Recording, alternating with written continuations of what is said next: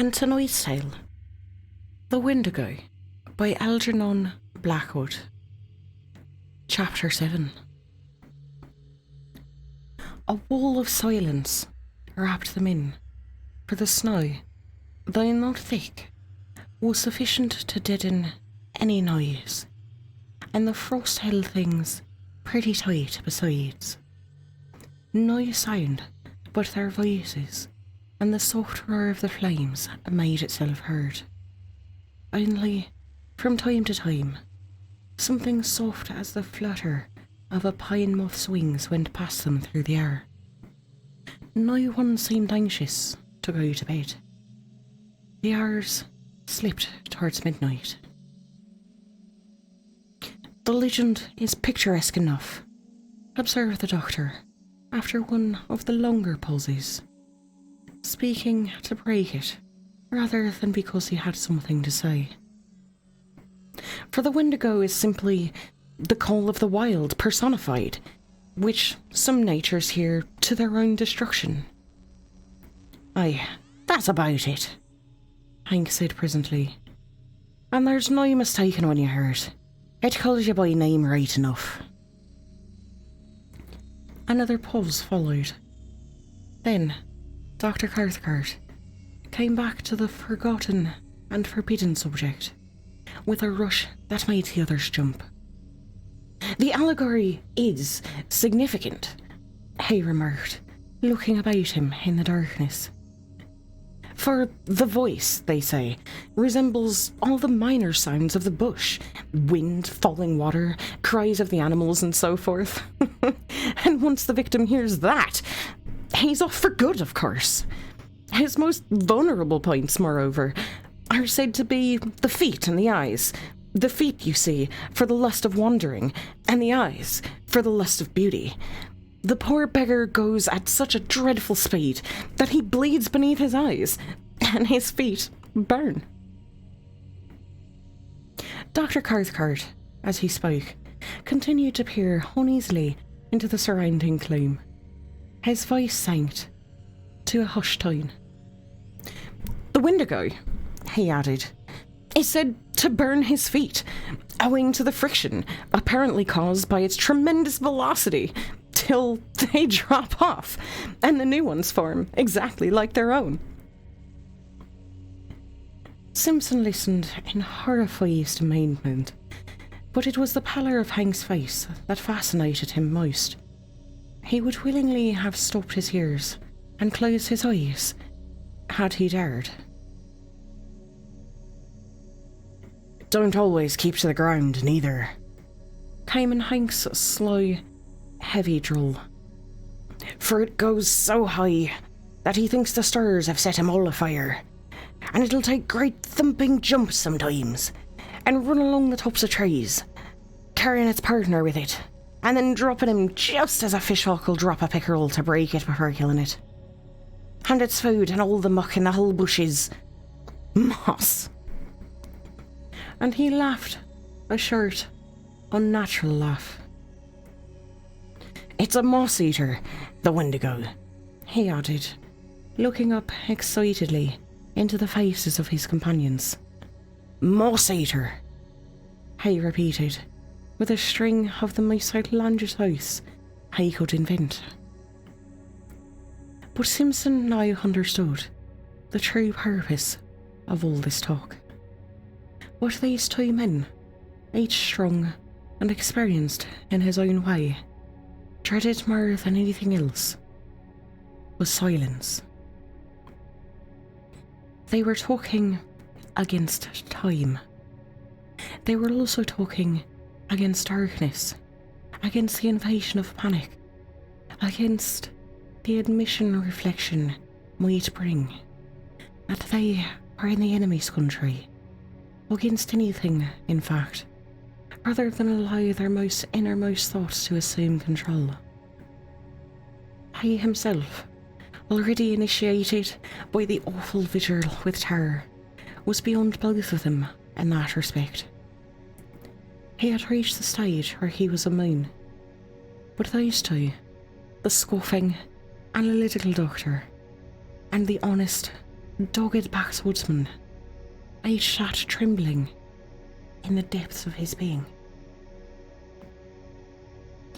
Thus the hours passed, and thus, with lowered voices and a kind of taut, inner resistance of spirit, this little group of humanity sat in the jaws of the wilderness and talked foolishly of the terrible and haunting legend. It was an unequal contest, all things considered, for the wilderness had already the advantage of first attack, and of a hostage. The fate of their comrade hung over them with a steadily increasing weight of oppression that finally became insurmountable.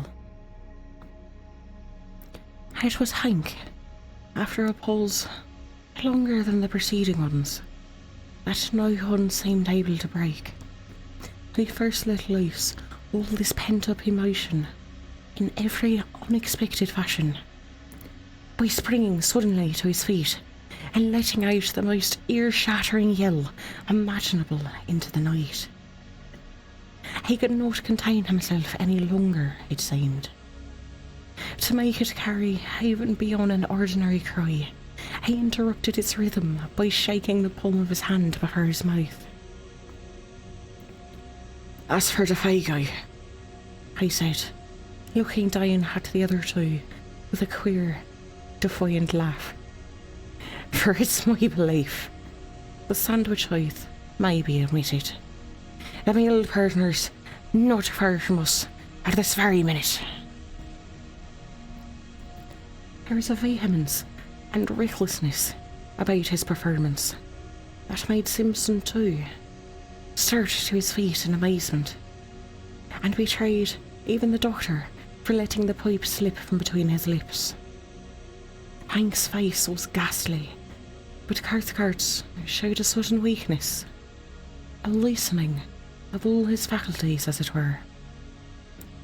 Then a momentary anger blazed into his eyes, and he too, though with deliberation born of habitual self-control, got upon his feet and faced the excited guide. For this was unpermissible, foolish, dangerous, and he meant to stop it in the bud. What might have happened in the next minute or two, one may speculate about, yet never definitively know. For in the instant of profound silence that followed Hank's stirring voice, and as though in answer to it, something went past through the darkness of the sky overhead at terrific speed. Something of necessity, very large, for it displaced much air, while down between the trees there fell a faint and windy cry of a human voice, calling in tones of indescribable anguish and appeal. "Oh, this fiery height! Oh, my feet of fire! My burning feet of fire!" White to the very edge of his shirt, Hank looked stupidly about him like a child. Dr. Cathcart uttered some kind of unintelligible cry, turning as he did, with an instinctive movement of blind terror towards the protection of the tent, then halting in the act as though frozen. Simpson, alone of the three, restrained his presence of mind a little. His own horror was too deep to allow of any immediate reaction. He had heard that cry before. Turning to his stricken companions, he said almost calmly, "It's exactly the cry I heard. The very words he used." Then, lifting his face to the sky, he cried aloud, "Defago! Defago, come down here to us! Come down!" And before there was time for anybody to take definite action one way or another, there came the sound of something dropping heavily between the trees, striking the branches on the way down, and landing with a dreadful thud upon the frozen earth below. The crash and the thunder of it was really terrific. "That's him, so help me, good God!" came from Hank in a whispering cry, half choked, his hands going automatically towards the hunting knife at his belt. "And he's coming, he added, with an irrational laugh of horror, as the sounds of heavy footsteps crunching over the snow became distinctly audible, approaching through the blackness towards the circle of light. And while the steps, with their stumbling motion, moved nearer and nearer upon them, the three men stood round that fire, motionless and dumb. Dr. Cathcart had the appearance of a man suddenly withered. Even his eyes did not move. Hank, suffering shockingly, seemed on the verge again of violent action, yet did nothing. He too was hewn of stone. Like stricken children they seemed. The picture was hideous. And meanwhile, their owner still invisible, the footsteps came closer, crunching the frozen snow. It was endless, too prolonged to be quite real. This measured and pitiless approach. It was accursed. Chapter 8.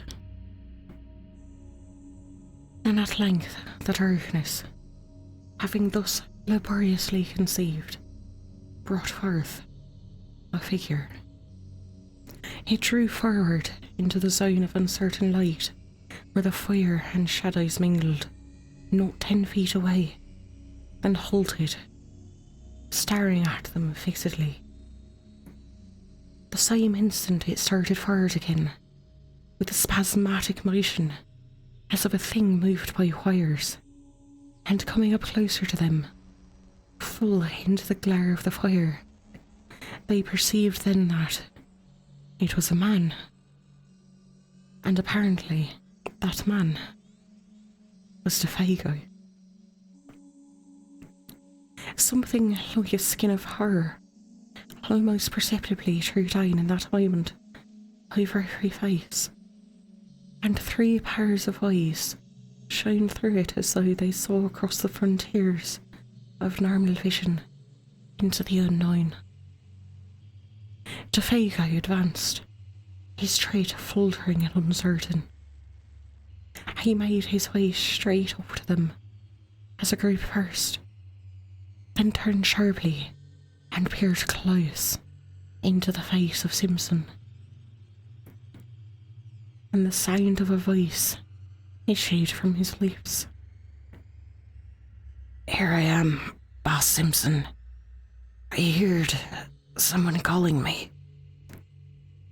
It was a faint, dried-up voice, made wheezy and breathless, as if by immense exertion. "I am having a regular hellfire kind of trip, I am." And he laughed, thrusting his head forward into the other's face. But that laugh started the machinery of the group of waxwork figures, with the wax-white skins. Hank immediately sprang forward, with a stream of oaths so far-fetched that Simpson did not recognise them as English at all, but thought he had lapsed into Indian or some other lingo. He only realised that Hank's presence thus, between them, was welcome, uncommonly welcome. Dr. Cathcart, though more calmly and leisurely, advanced behind him, heavily stumbling. Simpson seems hazy as to what was actually said and done in those next few seconds, for the eyes of that detestable and blasted visage, peering at such close quarters to his own, utterly bewildered his senses at first. He merely stood still. He said nothing. He had not the trained will of the older men that forced them into action in defiance of all emotional stress. He watched them moving as behind a glass that half destroyed their reality. It was dreamlike, perverted. Yet through the torrent of Hank's meaningless phrases, he remembers hearing his uncle's tone of authority, hard and first, saying several things about food and warmth, blankets, whiskey and the rest, and further, at wisps of that penetrating, unaccustomed odour, vile, yet sweetly bewildering, assailed his nostrils during all that followed. It was no less a person than himself, however, less experienced and adroit than the others though he was, who gave instinctive utterance to the sentence that brought a measure of relief into the ghastly situation, but expressing the doubt and thought in each one's heart. It is you, isn't it, Defago? He asked under his breath, horror breaking his speech. And at once Cathcart burst out with a loud answer before the other had time to move his lips. Of course it is. Of course it is. Only, can't you see, he's nearly dead with exhaustion, cold and terror. Isn't that enough to change a man beyond all recognition? It was said in order to convince himself, as much as to convince the others. The overemphasis alone proved that. And continually, while he spoke and acted, he held a handkerchief to his nose.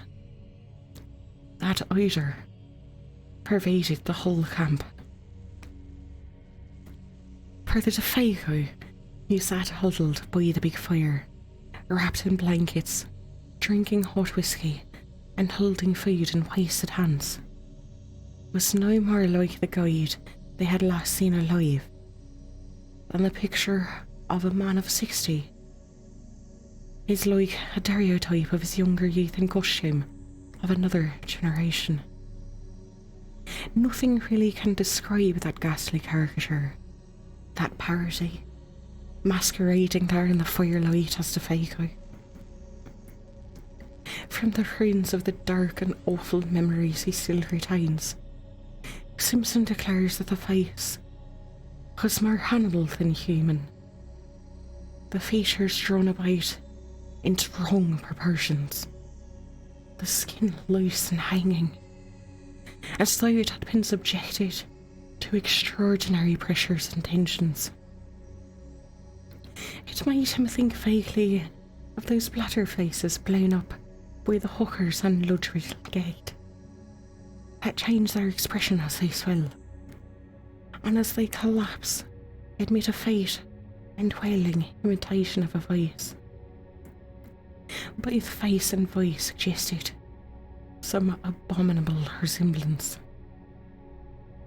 But Cathcart, long afterwards, seeking to describe the indescribable, asserts that thus might have looked a face and body that had been an air so rarefied that, the weight of atmosphere being removed, the entire structure threatened to fly asunder and become incoherent. It was Hank, though all distraught and shaking with a tearing volume of emotion he could neither handle nor understand. He brought things to a head without much further ado. He went off a little distance from the fire, apparently so that the light should not dazzle him too much, and shading his eyes for a moment with both hands, shouted in a loud voice that held anger and affection dreadfully mingled. "You ain't the Fago. You ain't the Fago at all. I don't give a damn, but that ain't you, my old pal of 20 years. He glared upon him with the huddled figure, as though he thought he would destroy him with his eyes. "And if it is, I'll swab the floor of hell with a wad of cotton wool on a toothpick, so help me good God," he added, with a violent fling of horror and disgust. It was impossible to silence him. He stood there shouting like one possessed, horrible to see, horrible to hear, because it was the truth. He repeated himself in 50 different ways, each more outlandish than the last. The woods rang with echoes, and one time it looked as if he meant to fling himself upon the intruder, for his hand continually jerked towards the long hunting knife at his belt. But in the end, he did nothing, and the whole tempest completed itself shortly, with tears. Hank's voice suddenly broke. He collapsed on the ground, and Cathcart somehow or other persuaded him at last to go into the tent and lie quiet. The remainder of the affair, indeed, was witnessed by him from behind the canvas, his white and terrified face peeping through the crack of the tent door flap. Then Dr. Cathcart, closely followed by his nephew, who so far had kept his courage better than all of them, went up with a determined air and stood opposite the figure of Fago, huddled over the fire. He looked him squarely in the face and spoke. At first, his voice was firm. "Fago, tell us what's happened, just a little, so that we know how best to help you," he asked in a tone of authority, almost command. And at that point, it was command. At once afterwards, however, it changed in quality, for the figure turned to him with a face so piteous, so terrible, and so little like humanity that the doctor shrank back from him as from something spiritually unclean. Simpson, watching close behind him, says he got the impression of a mask that was on the verge of dropping off, and that underneath they would discover something black and diabolical, revealed in utter nakedness. "Out with it, man, out with it!" Cathcart cried, terror running neck and neck with entreaty. "None of us can stand this much longer!" It was the cry of instinct over reason. And then Fago, smiling whitely, answered in that thin and fading voice that already seemed passing over into a sound of quite another character. "I seen that great Wendigo thing," he whispered, sniffing the air about him, exactly like an animal. "I've been with it too." Whether the poor devil would have said more, or whether Dr. Cathcart would have continued the impossible cross-examination cannot be known.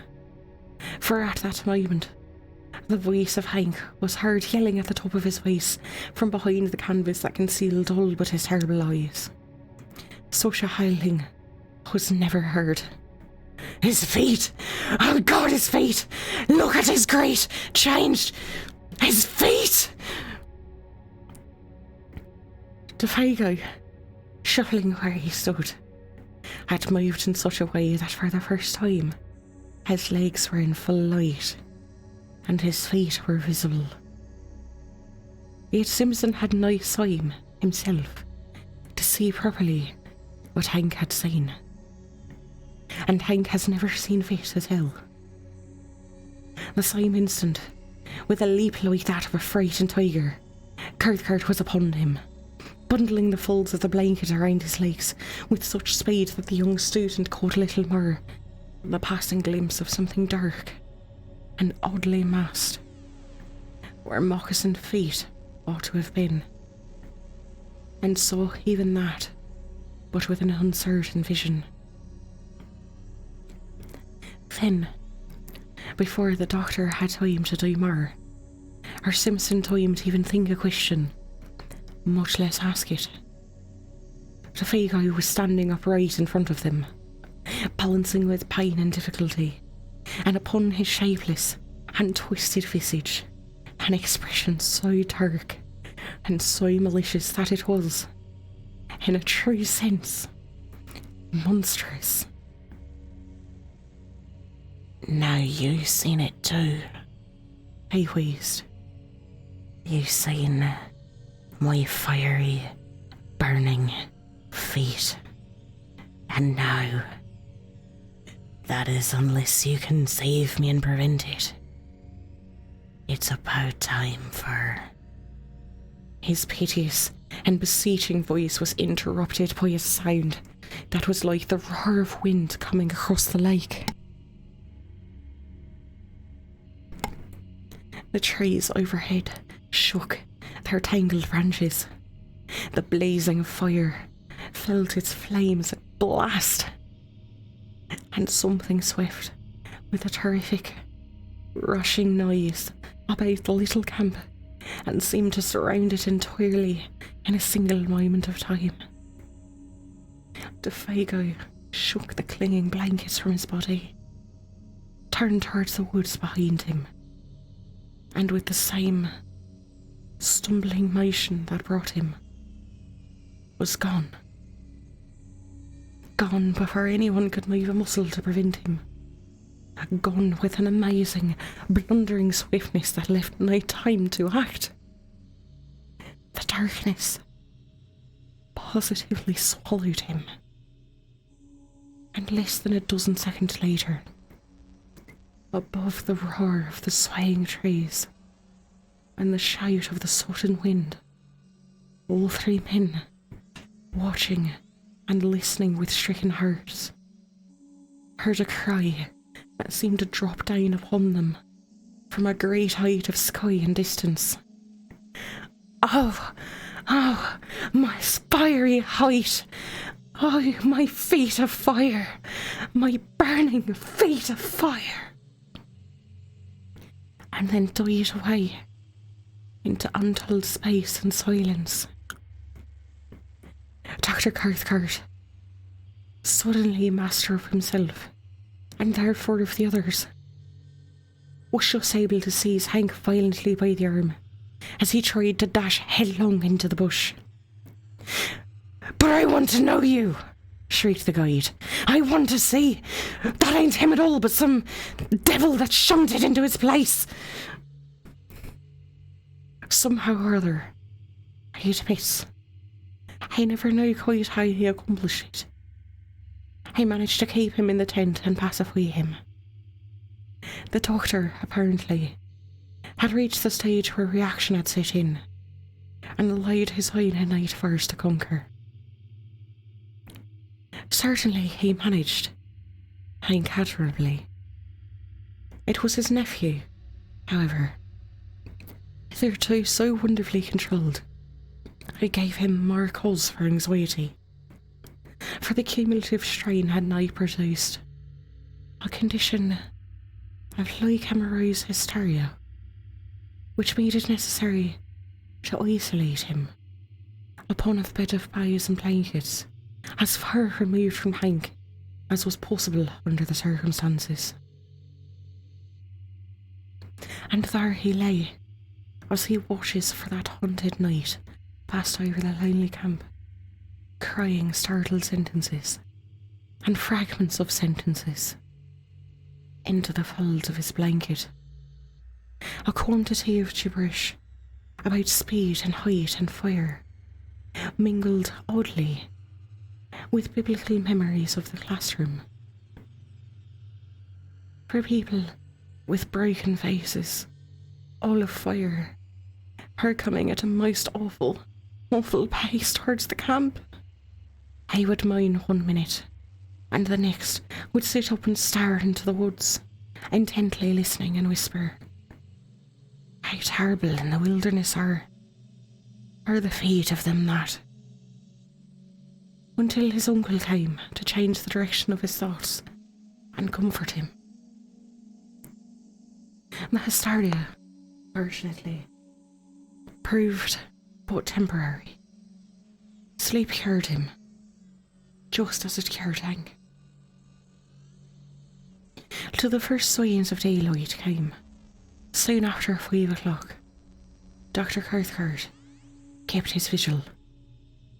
His face was the colour of chalk, and there were strange flushes beneath his eyes. An appalling terror of soul battled with his will all through those silent hours. These were some of the outer signs. At dawn, he lit the fire himself, made breakfast, and waked the others. But by 7, they were well on their way back to the home camp. 3 perplexed and afflicted men, with each in their own way having reduced his inner turmoil to a condition of more or less systemised order again.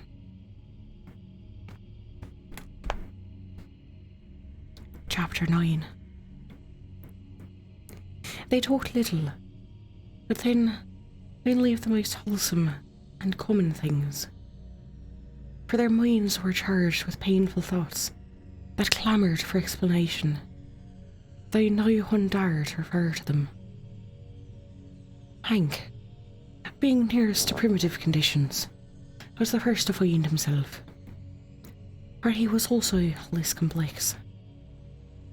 In Dr. Cathcart, civilization championed his verses against an attack singular enough. To this day, perhaps, he is not quite sure of certain things. Anyhow, he took longer to find himself.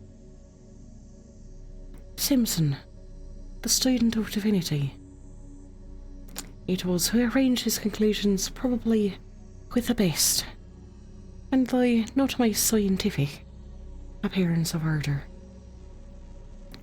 Out there, in the heart of the unclaimed wilderness, there was surely witnessed something crudely and incessantly primitive. Something that had survived somehow the advance of humanity, had emerged horrifically, betraying a scale of life still monstrous and immature. He envisioned it rather as a glimpse into prehistoric ages, when superstitions, gigantic and uncouth, still oppressed the hearts of men, where the forces of nature were still untamed, the powers that may have haunted a primeval universe not yet withdrawn. To this day he thinks of what he termed years later in his sermon savage and formidable potencies lurking behind the souls of men, not evil perhaps in themselves, yet instinctively hostile to humanity as it exists. With his uncle, he never discussed the matter in detail, for the barrier between the two types of men made it difficult. Only once, years later, something led them to the frontier of the subject, of a single detail of the subject, rather.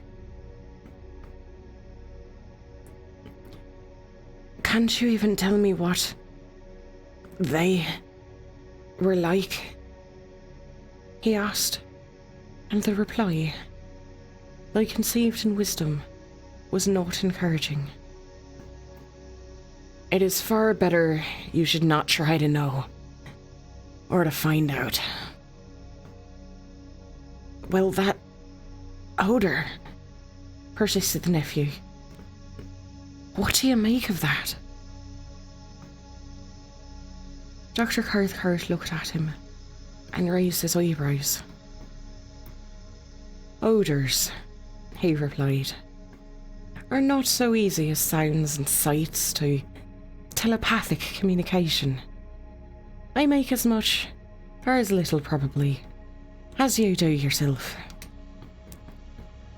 He was not quite so clip as usual with his explanations.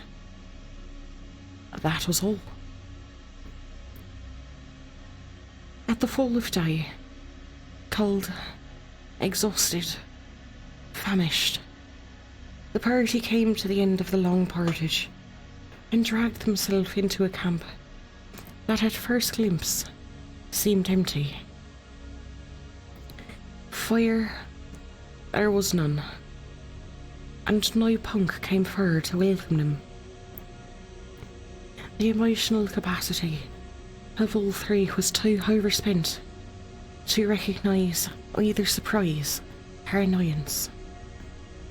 But the cry of spontaneous affection that burst from the lips of Hank as he rushed ahead of them towards the fireplace came probably as a warning that the end of the amazing affair was not quite yet.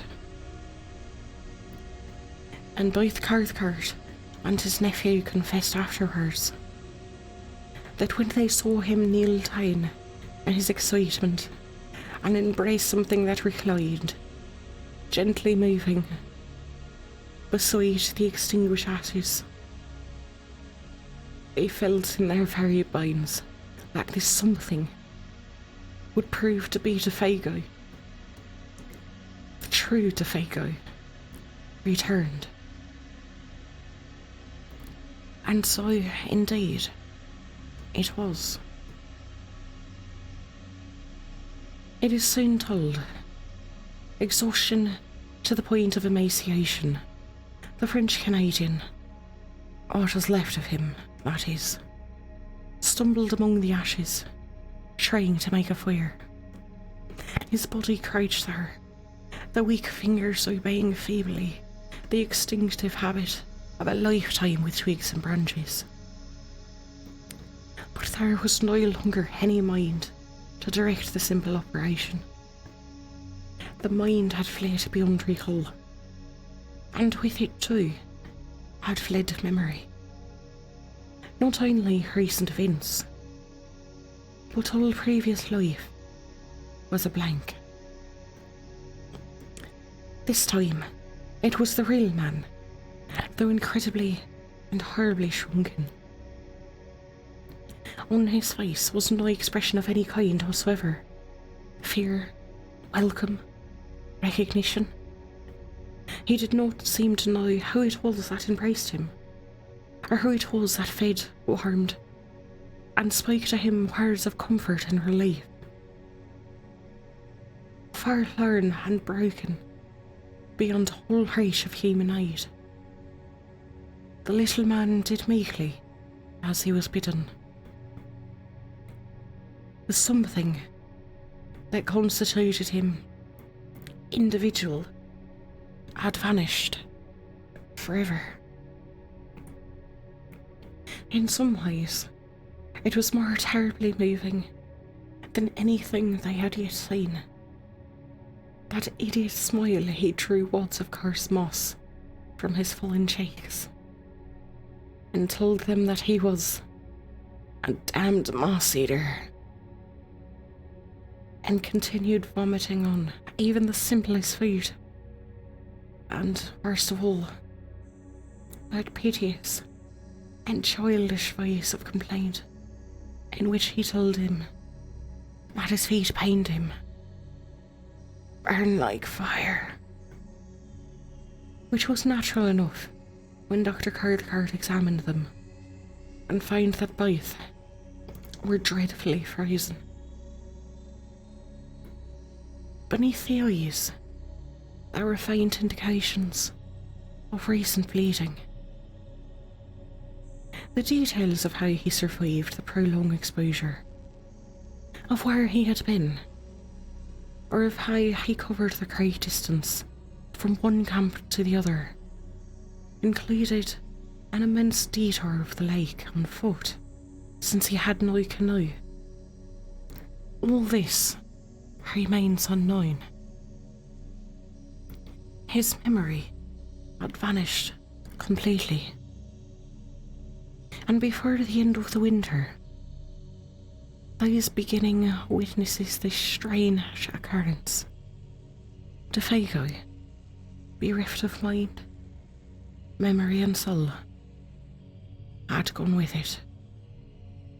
I lingered only a few weeks, and what Punk was able to contribute to the story throws no further light upon it. I was cleaning fish by the lakeshore about 5 o'clock in the evening, an hour, that is, before the search party returned, when he saw his shadow of a guide picking his way weakly into camp. In advance of him, he declares, came the faint whiff of a certain singular odour. That same instant, old Punk started for home. He covered the entire journey of 3 days, as only native blood could have covered it. The terror of a whole race drove him. He knew what it all meant. Paegan had seen the Wendigo.